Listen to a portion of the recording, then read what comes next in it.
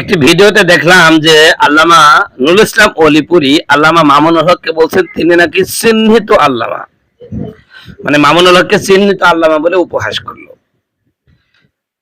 মাওলানা মামুনুল হক হাফিজাহুল্লাহ চিহ্নিত আল্লামা নন। অলিপুরি সাহেব, আমি আপনাকে বলছি, মাওলানা মামুনুল হক চিহ্নিত আল্লামা নন, বরং সারা দেশে তিনি আল্লামা হিসেবে প্রসিদ্ধ এবং পরিচিত। সবাই আল্লামা মামুনুল হক নামেই চিনে এক বাক্যে, যেমন আল্লামা সাইদি নামে চিনত, আল্লামা মামুনুল হক নামেও সবাই চিনে। এবং আপনিও কিছুদিন আগেও মামুনুল হককে আল্লামা মামুনুল হক নামেই প্রচার করেছেন, কিন্তু হঠাৎ করে মামুনুল হকের বিরোধিতা করছেন কেন আমি বুঝতেছি না। আরে সে তো আপনার ছাত্র তুল্য, আপনার তো গর্ব করা উচিত যে মামুনুল হক আমার ছাত্র তুল্য, এই নিয়ে গর্ব করবেন, কিন্তু তাকে উপহাস করছেন। আপনারা সবাই মামুনুল হকের পিছনে লেগেছেন, কিন্তু মামুনুল হক তো আপনাদের পিছনে লাগে নাই, তিনি তার গন্তব্যের দিকে ছুটে চলছেন। আপনারা আছেন মামুনুল হককে নিয়ে, আর মামুনুল হক আছে তার গন্তব্য নিয়ে। কারা দৈন্যতায় রয়েছে? আপনাকে আমরা সম্মান করি, মুনাজেরে জামান উপাধি দিয়েছি এবং বাংলাদেশের কওমি মুখপাত্র হিসেবে আপনাকে চিনি, কিন্তু আপনার মন এত কলুষিত কেন, এত হিংসাই ভরা কেন, আমি তো বুঝতেছি না। আমরা যাকে আকাবির বলি সেই দেখি আমাদের বিবেকের উপরে হিসু করে দেয় কেন ভাই? আপনাদের মন হতে হবে উদার, আপনারা এত হীনমন্যতা নিয়ে চলেন কেন? মামুনুল হক যদি আল্লামা হয় এটা তো আপনাদের গর্বের বিষয়, কারণ আপনাদের ছাত্র তুল্য সে। আমরা আপনাকে চিনি, আপনার কিছু আমল নামায় আমি আপনাদেরকে মানে আপনাকেই বলছি লক্ষ্য করে, এবং আপনার যারা মরিদান রয়েছেন অর্থাৎ নুরুল ইসলাম অলিপুরি সাহেব আপনাকে বলছি, এবং আপনার যারা শুভাকাঙ্ক্ষী রয়েছেন তাদেরকে বলছি, আপনাকে আমরা চিনি যে আপনি শাইখুল হাদিস সাহেবের সাথে কি করেছেন, মুফতি আমিনী আপনাকে কেমন উত্তম মাধ্যম দিয়েছিল, এসব আমাদের জানা। আমরা কোনো কিছু অজানা না, এটা মনে রাখতে হবে। প্রিয় বন্ধুগণ, আমার ভাইয়ের আমার, এই যে আজকে আল্লামা মামুনুল হক সাহেব কি বলছে, আজকে আল্লামা নুরুল ইসলাম অলিপুরি সাহেব, আপনারা যে মামুনুল হককে নিয়ে এত বিচলিত, এত আপনারা উদ্গ্রীব, কারণ কি? আপনাকে তো আমরা চিনি, আপনি কি ছিলেন? আপনার উস্তাদ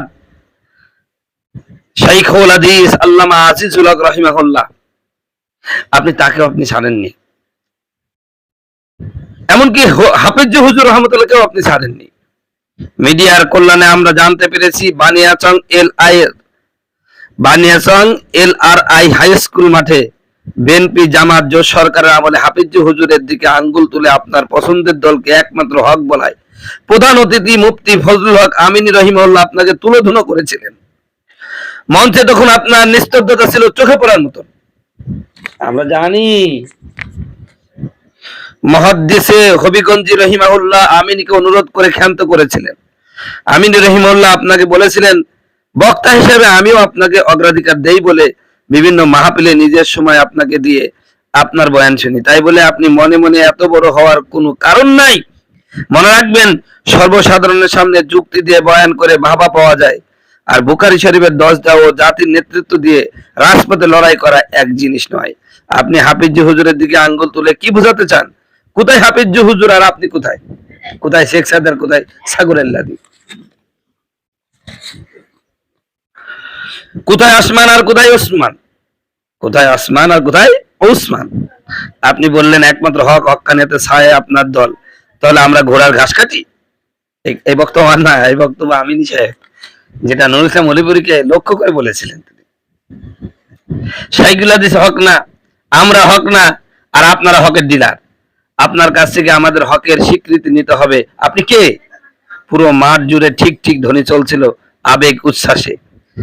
আমিনী সাহেবের বক্তব্যের সামনে মঞ্চে আপনি হয়েছিলেন অসহায় বালকের ন্যায়। আপনি আমাদের পিতৃতুল্য ওস্তাদ তুল্য মামুনুল হকের সম্পূর্ণ বয়ানটা ভালো করে শুনে নিন এরপর সমালোচনা করেন। পত্র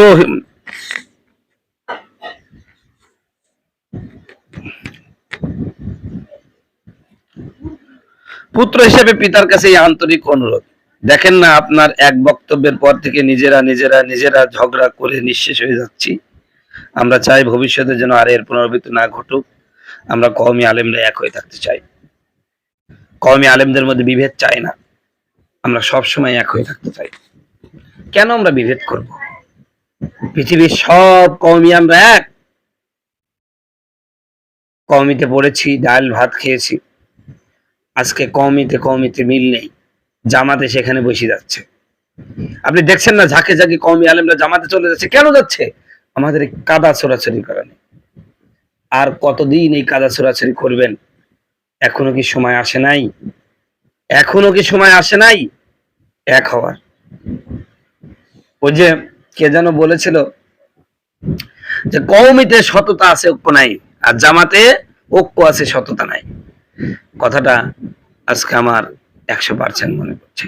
আজ কওমের মধ্যে যে সততা আছে, এটা যদি ঐক্যে পরিণত হয়, তাহলে বাংলাদেশে কওমি মাদ্রাসার নেতৃত্বে এমন একটি ইসলামী সংগঠন তৈরি হবে, এমন একটি ইসলামী দল গঠন হবে, যার মাধ্যমে এদেশে ইসলামের শিখর গভীরে চলে যাবে এবং ইসলাম কায়েম হবে। জামাত ইসলাম দ্বারা তো ইসলাম কায়েম হওয়া সম্ভব নয়, কারণ তারা ইসলাম নাম দিয়ে সেকুলারিজমের পক্ষে কাজ করতেছে।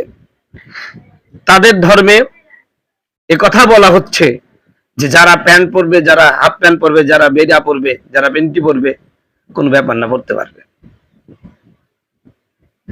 ইসলামী দল অথচ বলতে পারে না যে কোরআনে একজন নারীর জন্য যেই পোশাক নির্ধারিত, আমরা সেই পোশাক পরতে বাধ্য করবে, এই কথা বলতে পারছে না। যে আমাদের বন্ধু দেশের মানুষ বলেছে, তারা তাদের ধর্মের কথা বলে দিয়েছে যে আমরা ক্ষমতায় গেলে আমরা আমাদের ধর্মে যে আছে সেটা বাস্তবায়ন করব, এবং মানুষ তাদের কথা শুনেছে। কিন্তু এদের ভয় যে শুনবেন, আরে ওরা যদি শুনতে পারে তা আমার দেশের মানুষ শুনবে না কেন? আমার দেশের মানুষ ধর্মপ্রাণ, ইসলামকে ভালোবাসে, হয়তো দেরি হবে তাই। কিন্তু আপনি ক্ষমতায় যাওয়ার জন্য, আপনি তো ইসলাম কায়েম করতে চান না, আপনি ক্ষমতায় যেতে চান। আর ক্ষমতায় যাওয়ার জন্য সেকুলারিজমরা যা চায়, সাহাবিগারি যা চায়, আর পশ্চিমা বন্ধুরা যা চায়, আপনি তাই দিতে চান, সব আপনি দিতে চান। কি ইসলাম কায়েম করবেন আপনারা? অতএব কওমি আলেমদেরকে এমন একটি সংগঠন তৈরি করতে হবে যে সংগঠনের স্পিড থাকবে একমাত্র কোরআন এবং হাদিস। আর এক কথা বলে দিবেন যে আমরা ক্ষমতায় গেলে কোরআন এবং সুন্নাহ যা বলছে সেটাই বাস্তবায়িত হবে। এতে যদি শাহবাগীদের গায়ে জ্বলে, সেকুলারিজমের গায়ে জ্বলে, পশ্চিমার গায়ে জ্বলে, যে যার গায়ে জ্বলে জ্বলুক, এমন একটি ইসলামী সংগঠন আমরা চাই। এই সংগঠন তৈরি হোক ইনশাআল্লাহ।